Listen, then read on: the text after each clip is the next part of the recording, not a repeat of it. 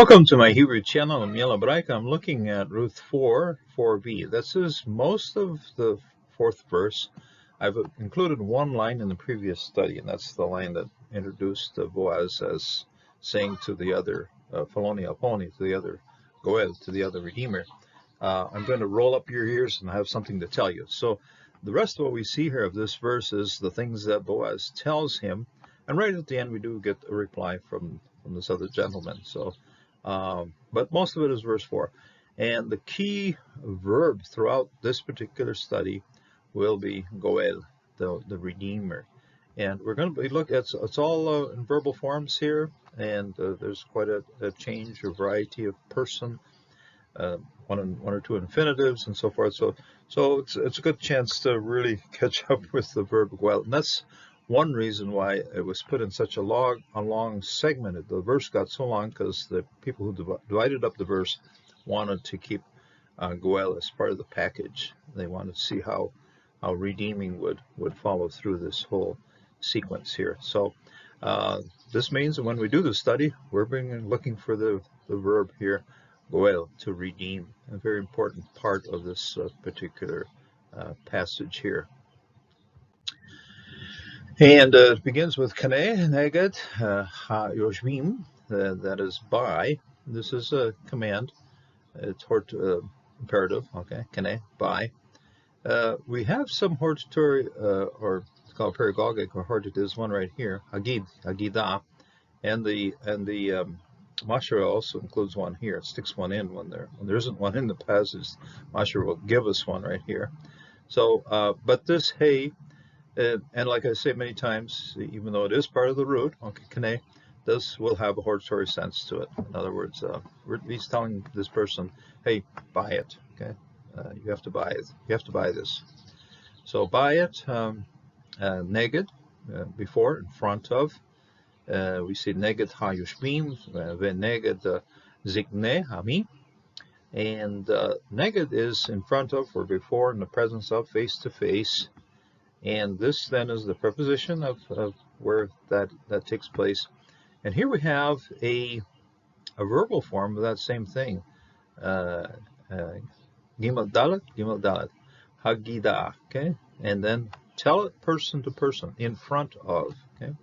So say it in person to me, so in front of me. So here's the preposition, this one here's the verbal derivation of this particular preposition. So Kaneh neged ha-yoshvim, of those who are dwelling. This is a masculine plural participle used as a noun. The ones who live. Okay, we have two ways we can go on this particular verb. One is the ones sitting. Okay, so yashav, and but the other meaning that's behind all of this too is the inhabitants. So we'll start with the ones who are seated here, the ones sitting right here. Ha-yoshvim, he has at least 10 of them. He is pulled out of the crowd that's coming by, and they're sitting around in a small circle around what's happening here.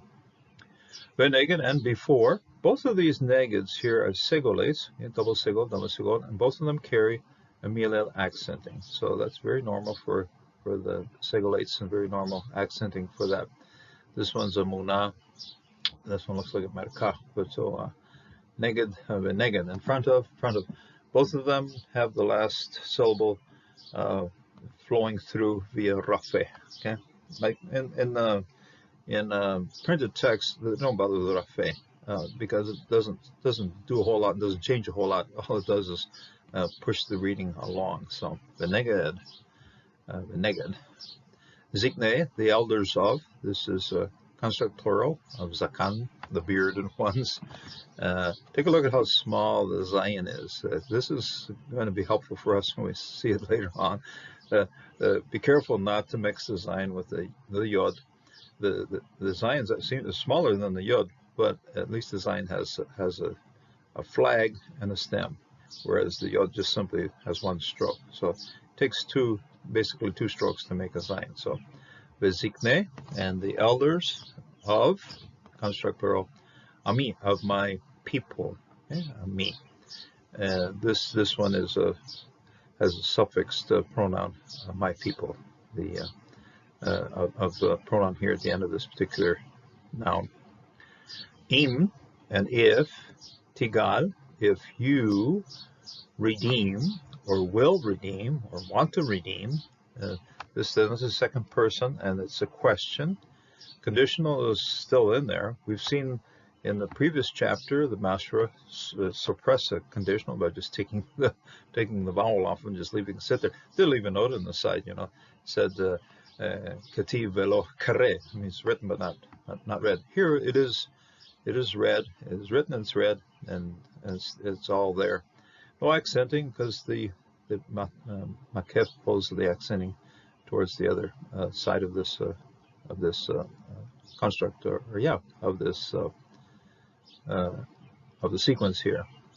Im, it's not a construct, by the way, it's just simply a sequence of conditional with the verb. And if you redeem, if you want to redeem, if you will redeem, second person prefix form of the verb here, then God, redeem. You have kane, hortatory, imperative, and ge'al, and redeem it. Just if you want to redeem it. Ve'im lo, and if not, okay, so then you have the same conditional im here and there as well. And if not, has the same accenting as the other one has as well. And if not, yegal, and if now, the very normal tendency was you picked up the second person reference here to Boaz speaking towards the other Goel, and all of a sudden there's a person swap out here, kind of abrupt, kind of whoa, what happened sort of thing. It goes to third person prefix verb here, and if he, and if not, he redeems.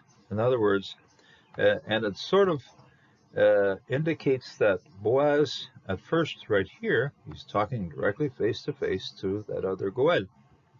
Here he's saying, okay, here's this guy, he, okay, and if he does not redeem, okay, in other words, Boaz is still talking to the whole crowd, but he's sort of, okay, now he's referring to this guy.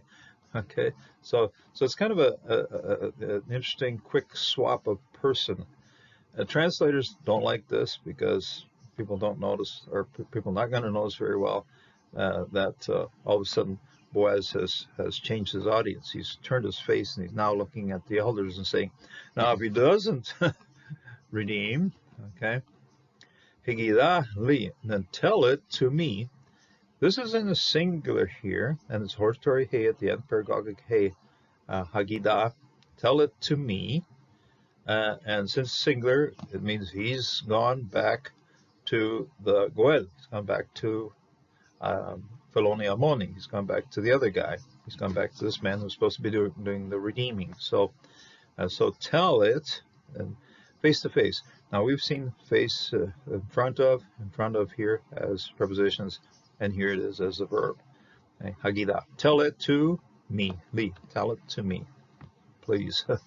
There's no non here, but it's a sense of what's happening here. Tell it to me. Ve eda. Now there's a mashur here, and the mashur is quite simple. What it does, it harmonizes with the hortatory he or the paragogic he that you have over here. So you got Hagida, okay. Tell it to me, and then make it known as well, okay. That I will know, okay. That I egeda, that I will know, that I must know, that I must know. I have to know this. Okay, so it changes out if you just left it with the kativ as it is. You could take it as a indicative. Oh, I wouldn't know that. But if you leave the paragogic he, or you put the paragogic he on, as we have here, the hortatory, I prefer it to intensify the intensifying he. If you put that on there, then it harmonizes with Hagida, and then it is, then I must know, then I will know, then I should know. It puts a hortatory sense to this. It isn't just indicative now. I have to know this. Okay, I have to know this. This is something I must know. Okay, so and that's why the Mashura with Kare insists on putting the uh, the intensifying hey at the end of this verb here. The verb is yada. The yod has been absorbed, and with the feticist, and then right in its place we do have the aleph, first person singular, and then I must know. We're going to carry the weight of the paragogic hey there. Ki, because, ein, there is not. This is the particle of existence. There exists not. Okay? Ki, ein, there ain't. Now, in English, you probably even derives from this. There ain't. So ain't. Just use the word ain't right here. There ain't. So ki ein. No, there is not. Zulatav, a one who let's start here. Remember, we said the Zion here is right here at the start. Zion is a sense of power. The one who has the power or ability or closeness or placing for this to happen. There's not someone who is there for this. So the one who has a capacity. So the ein zulatecha. There's no one who is closer. There's no one who is more authorized. There's no one that has this kind of power. Okay? Zulatech. Zion has something that has power. So hazak, and it's the Zion is used in quite a few words of power. So here, nobody has the authority. Nobody has the power. Zulatecha that you have. Legoel. Okay, so there's a prefix or suffix, second person pronoun on the end of this one, and then leguel, in order to redeem. Anytime a lamed is placed over in front of a verb, we're looking at an infinitive verb here. To redeem. There's no one close enough, with capacity enough, with the authority enough, power enough to redeem. Ve anochi, and I. Okay, this is we saw it, I think, a couple verses back, the short version, one of the few times short version of the first person singular is used in Ruth, but this is the longer version, and I think we're going to see it again right over here. So Anochi, and I, acharecha, I am behind you, I'm after you, I'm the next one in line. Okay, so you're up there in the front, you're standing. It's your place, it's your position, it's you're close, you're the one that has to do this, you have the authority to do this, and I'm standing right behind you. Now, these are all words that are quoted from the mouth of Boaz, and we get down through to this atna, and this atna then shuts off the conversation of what Boaz is saying, as far as Boaz is going to express himself at this point in time. So, and I'm behind you. I'm right here behind you. I'm standing in line. There's a lineup. You're first. I'm second. Vayomer, and then he said. Now we've seen that we're talking about a conversation as expressed by Boaz, and then with this yod, prefix yod here, Vayomer, nice milel accenting on this thing. Usually is milel accenting, and then he said that's the other redeemer, the Feloni Almoni, the other guy. So the other guy said, Anuhi, I, okay, Egal, okay, I'm going to redeem. I'm redeeming. I'm willing to redeem. I redeem. Here it is. I'm ready to do this. Sign me in. Count me in. I'm going to redeem. And at this point, it's pretty obvious that the Feloni Almoni is simply thinking of property, thinking of goods and services, or goods that derive from the property, the rights he has to this land and so forth. Hasn't given a lot of thought, or any thought at all, to what it means to be a goel. He's just seen the property. He hasn't thought about restoring the name, restoring the inheritance, restoring the family. That has to come. So it's sort of the beauty of what we see here, that we're just focused on the inheritance or the physical things.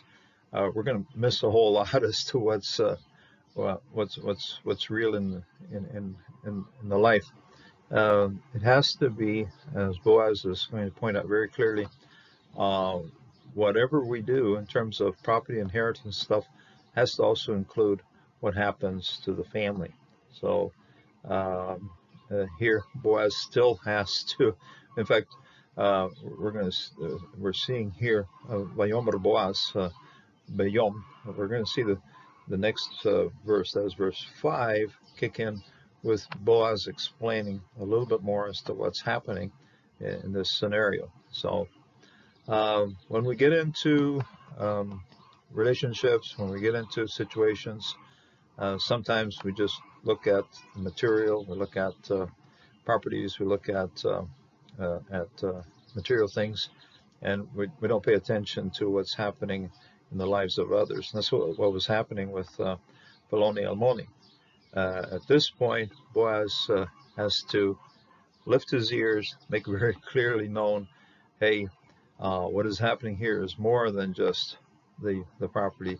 You're going to have to also deal with what's happening in the family, and that's something we should also always keep our eyes open to. As I said, the verb to redeem, and it's very much a redeemer here. If you redeem it, and if you're not going to redeem it, then tell it to the people, and then you're close to redeeming, and then I'm after you, and then he said, I'm going to redeem. All of these verbs indicate that redemption here is a very, very important aspect of what's happening in our story.